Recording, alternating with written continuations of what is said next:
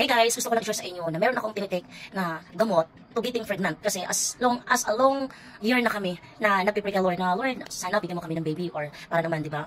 Iba kasi pag may baby ka or anak, di ba? So sabi ko, Lord, nagawa ko na, napabigay din ako, ginawa ko yung part ko, nag-exercise na, pero ano dapat kong gawin? So later on, nakaka-scroll ko dito sa TikTok or in social media, ito na nakita kong products nito. Sabi ko, Lord, gusto kong bumili, try ko lang, wala namang masama kung i-try ko siya. Ito yung aking tinitake ngayon, ito ay food supplement, no? So nakakatulong ito sa mga babaeng gusto mabuntes, no? Subukan nyo lang, wala namang masama katulad ko, sinubukan ko lang. So ito yung ating ininom, yung Poritan Sprite, which is folic acid 66 mcg, na DFA, na 400 mcg, na folic acid, sa isang bote, ang laman niya is 250 tablets. Pero ang paano ba pag inom niyan sis, ang ininom kasi nito, two tablets a day. Pero kasi minsan nakakalimutan ko sa sobrang busy, minsan ginagawa kong 4. Eh, huwag niyo kong tayahin, pero ako yun yung gusto ko. Kasi, kumbaga, yung mga days na hindi ko na inom, doon ko na binabawi. Ayan. So, wala namang effect sa akin. Maganda siya. So, mula nung ininom ko to siya, may nakita kong review nito, no? Medyo okay na yung pagtulog ko, hindi na yung masakit sa ulo ko. Kasi mostly talaga, pag nasa harap ako sa computer, lagi masakit yung ulo ko kasi radiation siguro sa computer or kaya sa phone. Pero nung nag-take ako dito, hindi lang medyo nawala na yun.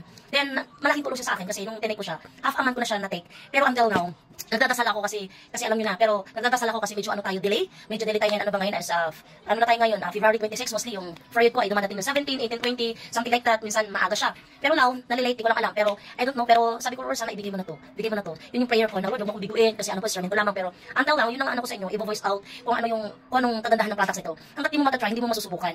Again, hindi ko siya gamot, ito lamang po ay folic acid para sa mga babae na gusto mabuntis, so nakakatulong siya na sa ating mga babae. So yun lang gusto kong i-share sa inyo. So katulad ko, kung katulad ko kayo na mga babae siyaan, which is ikaw nanood sa video ito, kung gusto mo nagpa-plan ka kay mga husband mo na to getting pregnant soon, so bumili ka dito. So 300 plus lang to. So good for 1 month na, depende sa'yo. So pag inom ko dito ng tablet ito, morning lang ako. Every morning.